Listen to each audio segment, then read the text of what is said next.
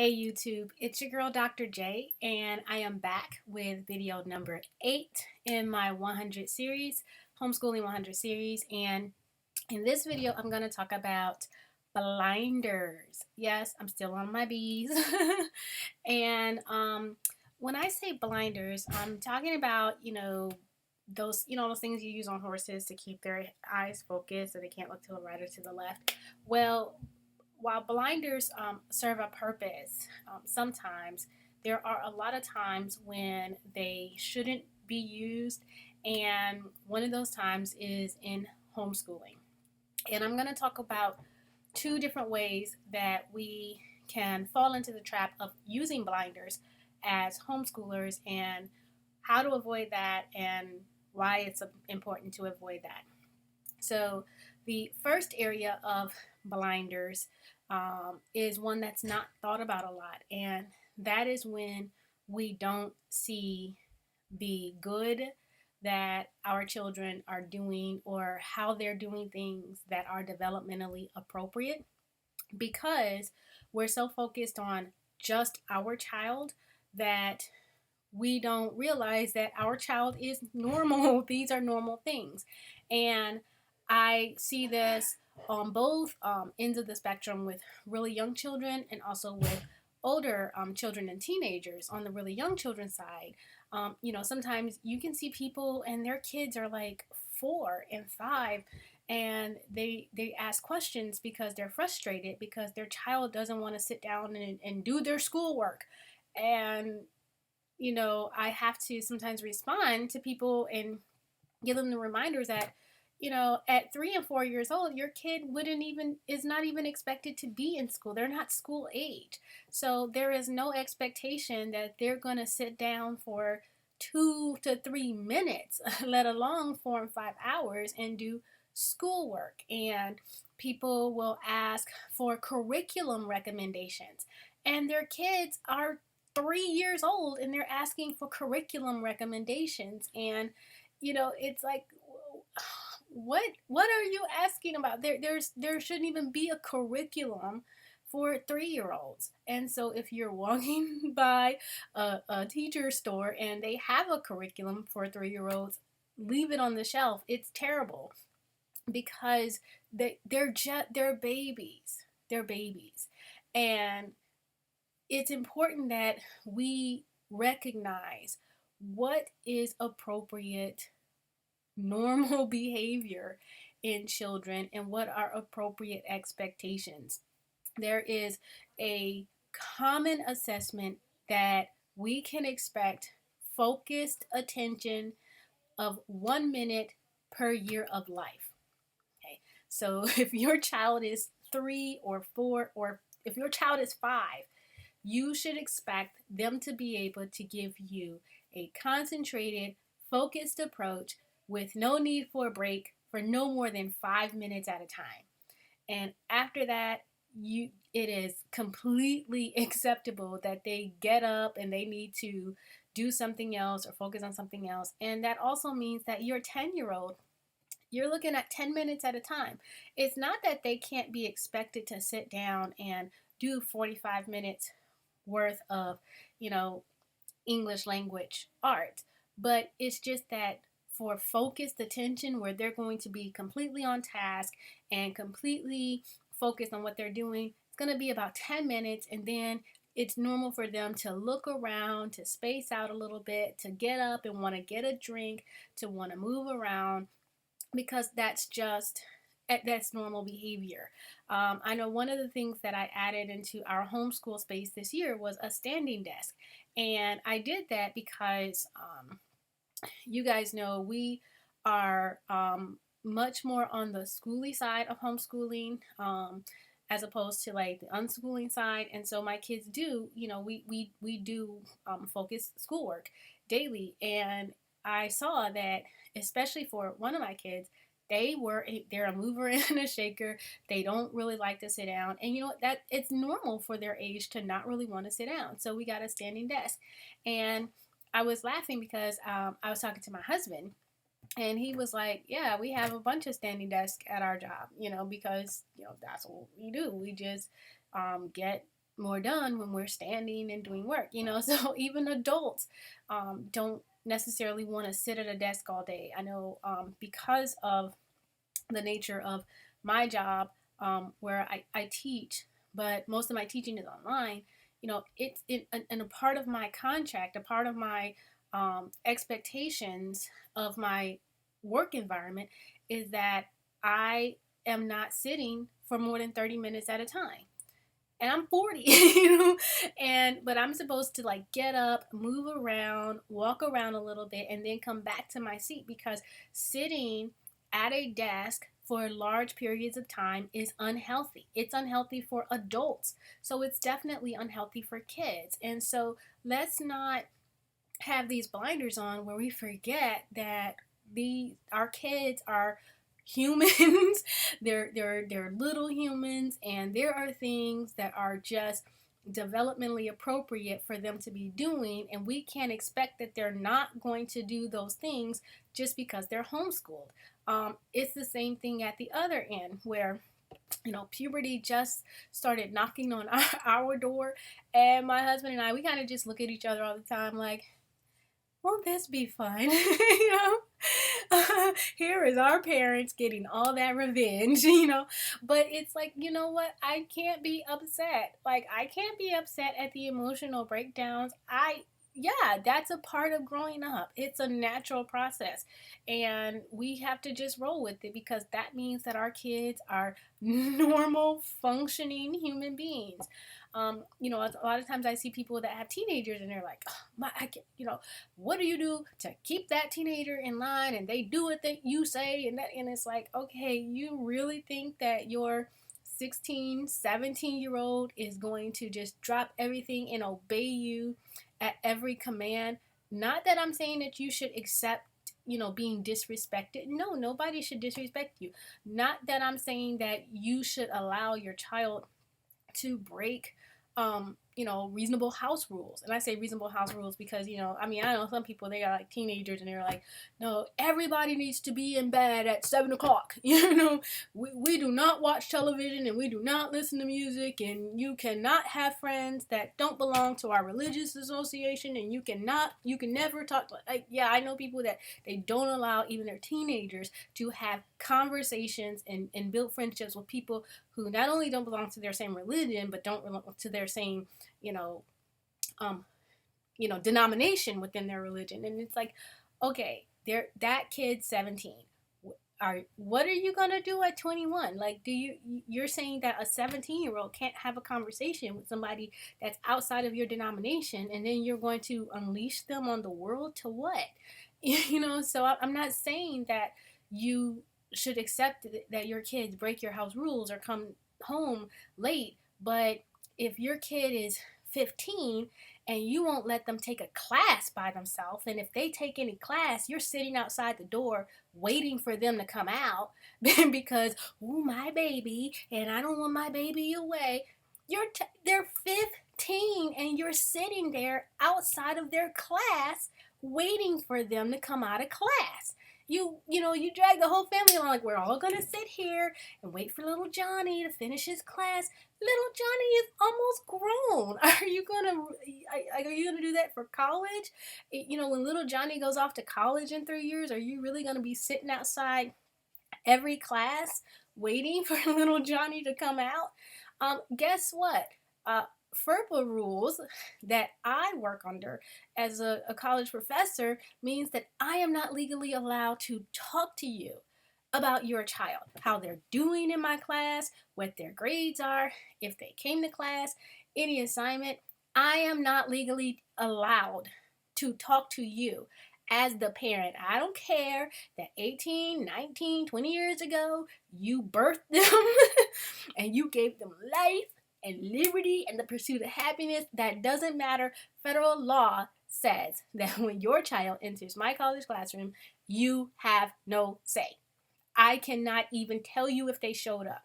And so, let's not have these blinders on that our children are not going to develop appropriately, like all the other kids in human history. And let's not assume that we can stop our kids from going through puberty, that we can stop our kids from growing up and becoming adults. That, like, let's not have those blinders. That's not that's not healthy, and that's not something that we should be doing.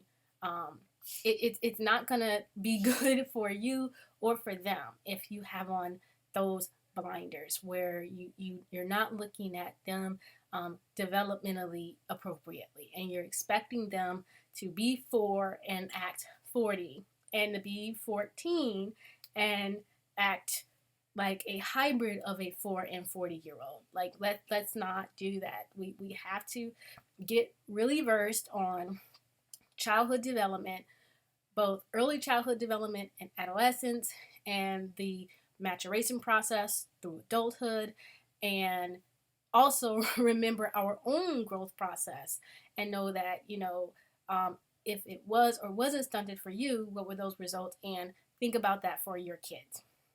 Now, there's a flip side of the blinders, and that's equally problematic. And those are the blinders where people look at their kids and what they do, and they think that their kids are the greatest thing ever in everything. So your child draws a picture. Look at this picture. No child has ever drawn a picture this wonderful before. Oh my gosh.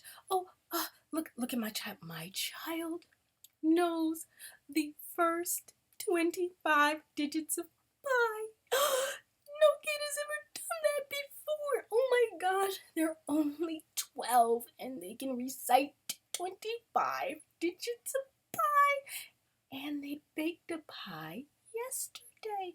And so, you have on these blinders and you go, my kid's great. No kid has ever done anything so wonderful as this before. And that's because if we just are only focused on our kid and our household, and we never look outside that to see, the great things that lots of kids are doing, we can have a unrealistic expectation of what our kids are doing and their abilities. And we can give our kids an unrealistic perception of their abilities. And it's not, again, that I'm saying that we can't be proud of our kids. Of course, mommy eyes are wonderful. Mommy goggles are much more powerful than any drunk goggles you ever heard about from a college student. Like, yeah, mommy goggles make your child look, absolutely fabulous, and you should wear them with pride. But when you are a homeschool educator, you can't educate from mommy goggles.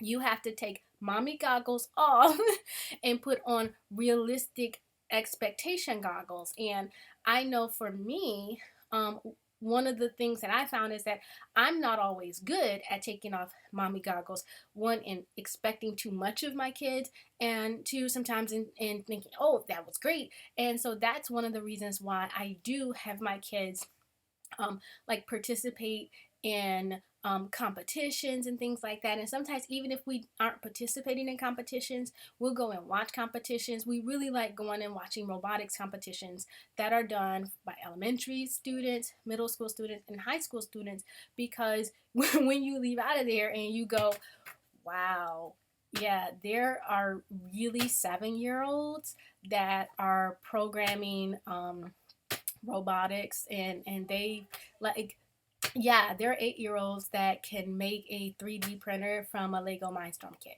So yeah, my kid, they can't do that. And it's not that I feel less about my kid. Yeah, my kids are great.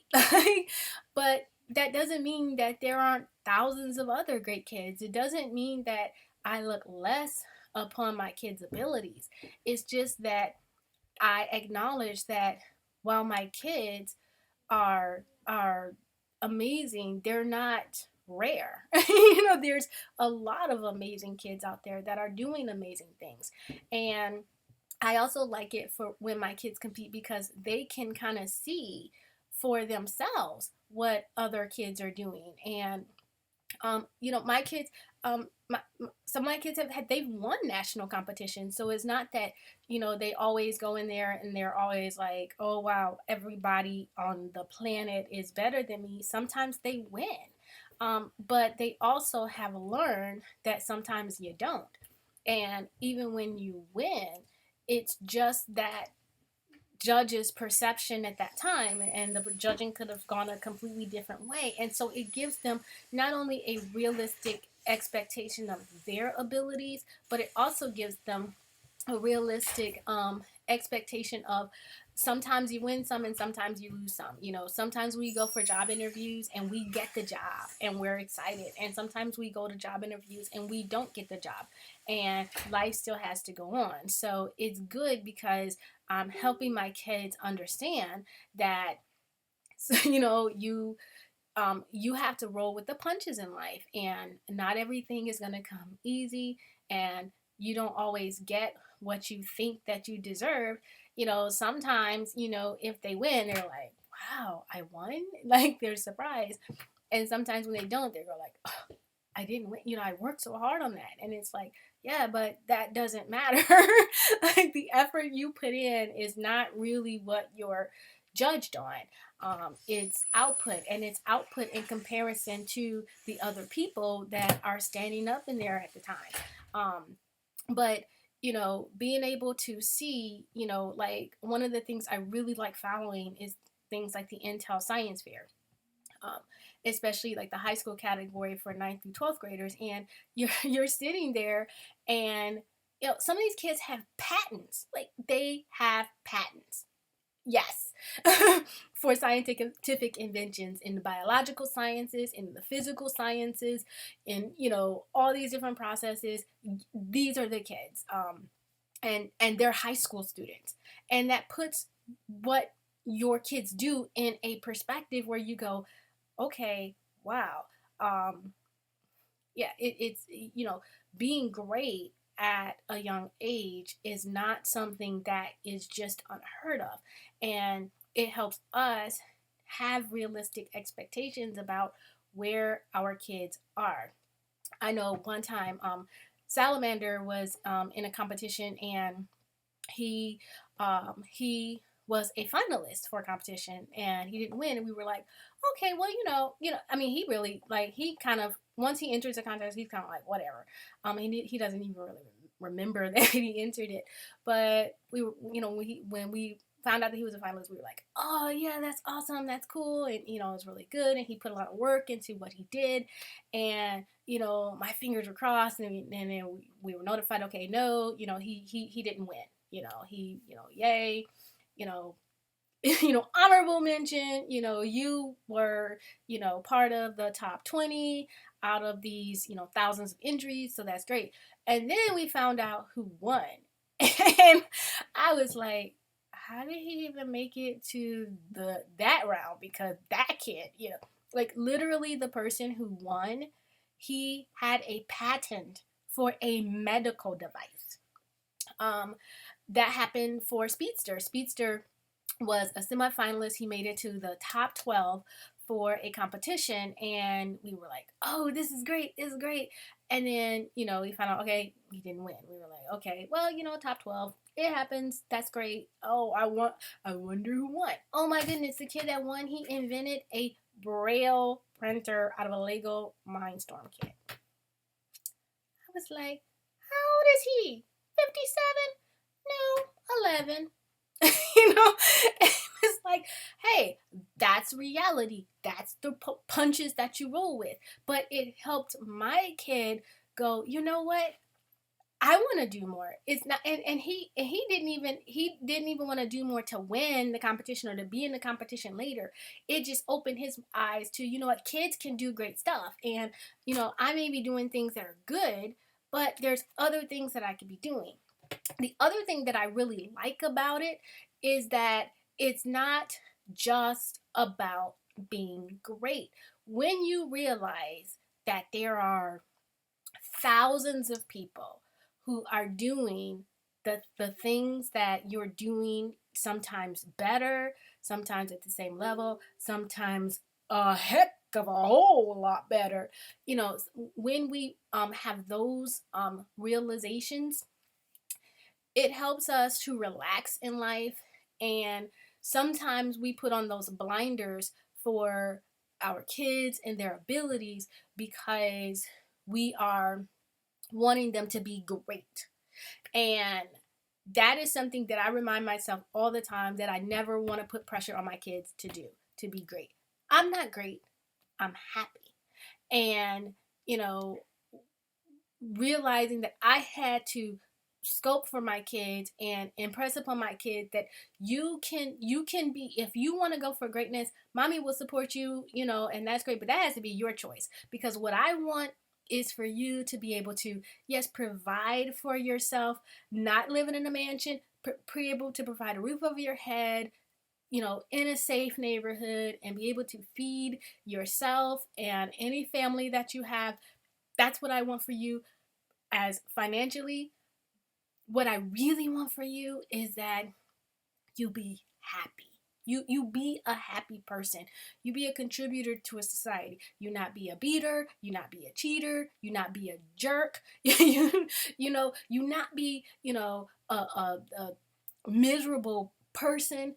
That you be satisfied with your life. And sometimes if we have these blinders on that, oh, my kids is great, they're the most wonderful thing, no one has ever done anything as great as them, everybody in the world is jealous of them, anytime my kids do something, people come at me because they're so jealous because my kids are perfect. When you put that out there and you put all that stuff on them, and tell your kids that they have to be great because they are the greatest and the bestest and the most wonderfulest, and nobody else has ever done anything as good as them, what happens when they go out there in the real world and they see that, oh wow, you did this at 10, but this person over here, they did it at 6, this person did it at 4, this person did it at 3. Now what? And then they're crushed because they've been told that they were the greatest, they were the bestest, they were the most wonderful thing, and then they meet somebody else who's greater, who's best Esther, and then they're devastated because everything about them has been just be number one.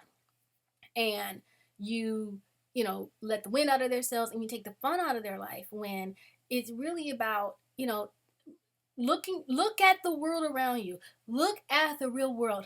Most people aren't great. Okay, very few people are great, but most people are. They're in careers where they're loving. Like my kids, one of the things that we've been doing this year is having my kids go out and meet real people that are doing real jobs. I know we had a Skype session with a pilot, and it was great because he was a commercial pilot, and he was telling them, this is my day. He did some math with them and introduced them to some physics concepts. But most of what he was doing was really just talking to them about what it was like being a pilot, and they got to see this. He's just a normal guy. He has a wife. He has kids. He enjoys going out to dinner at Applebee's, and he's a pilot. And so they're getting understanding that your job is not your life. What you accomplish professionally, that's not all that there is to who you are and to what makes you important. What makes you important is being being there for the people that need you. What makes you important is being a good person. What makes you important is doing the things that you've committed to do and finishing the tasks that you've committed to do. And it's not just about being the most well paid, and it's not about being at the toppest echelons of this or that. Impress upon your kids that for all intents and purposes, they're going to be good. They may have a few things where they're great. They may have a few moments in their life when they're at a pinnacle and everybody goes, oh, and be happy for those things, but don't need them. and don't make them this much bigger thing than it has to be, and don't make it this much, this oh, on top of the moon, because we set them up for failure. I've told you guys a few times that my kids, they run track, and they have track meets where they do well. They might be on the award stand, and they have a lot of track meets where they're not. I've been very upfront. I mean, because they don't have a problem with it. Where their first year of track, they lost every race, and I don't mean like they just didn't win. I mean they came in last. Every race their first year of track, and they still ran because they loved it. And I was out there, and I was at people at all track meets all over the state. They knew me as a crazy lady who was like, woohoo, go baby, go baby. And you know what? It didn't matter that I'm still cheering and everybody else sitting down, and my kid is just coming in, a minute behind everybody else. And I'm like, woohoo, yes. And you know what? It was not fake. I was really happy because they were finishing it.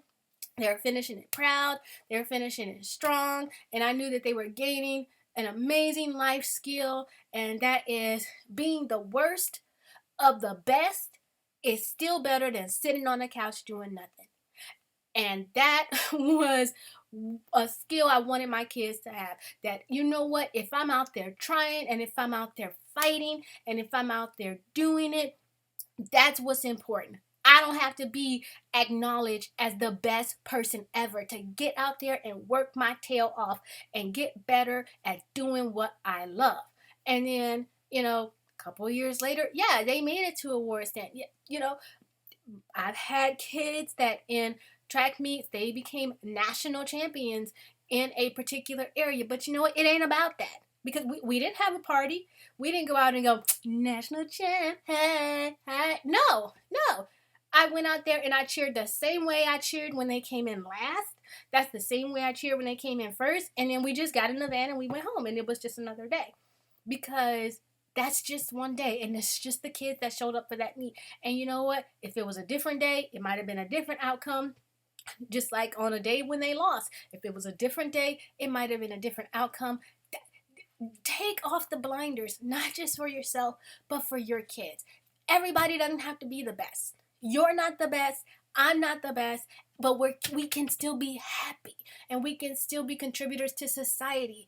And you know what? We may look up, and our kid 20 years from now, we're like, well, doggone, my kid, they were the best. My kid is getting, oh my goodness, my kid is getting international recognition. Oh, wow, they actually are the best in this field of what the world has to offer at this time. That could happen. But I'm going to be just as proud a mama if 20 years from now, my kid's not the bestest, they're not internationally recognized, but they're happy, they're whole, they're doing what they love, regardless of if the world thinks it's great, regardless of if the world is giving them applause, if they are doing what they love, and they have not spent so much pushing to have this that they forsook the rest of life, that they don't have balance. I don't want them to be the best to the point where they're the bestest and the loneliest, or they're the bestest and the most miserable. I'd rather have good and content and average and happy. And having a life that their mama has, having a life that their dad has. We're good. We have good jobs. We enjoy what we do. We have, okay accolades, okay this, okay that. But for the most part, where we get our joy from is what happens in this house. It's from loving each other. It's from loving our kids. It's from enjoying our family, our extended family, making memories. I know when we were on vacation, it was great because my one of my kids was with his aunt, and she came up to me afterwards because they were riding in a little like cart together as we were going through the dock, and he looked at me, he said, "Auntie, you know what we're doing? We are making memories right now. And I was like, I'm done. Yes, I'm done. This is what I wanted my kids to know, that this riding in a cart with your aunt on a dock, enjoying the sunshine and just being together, that is what it is about. Not the national competition that you won, not the accolades you got for this and that, not for it's not about that. It's not about that. And I'm not saying it because, oh, my kids aren't great, or my kids have failed, or, my kids have been pursued by television shows, and we were heavily pursued by a television show recently. And, my kids, I don't want to be famous. Like, oh, I don't want to be famous.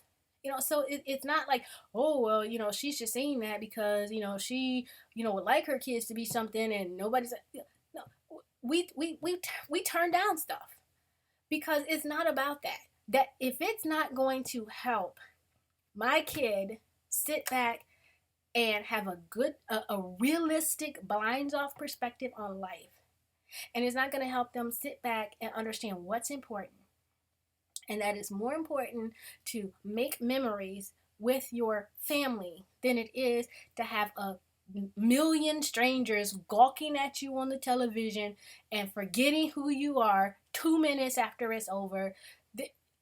I did my job. And so take the blinders off.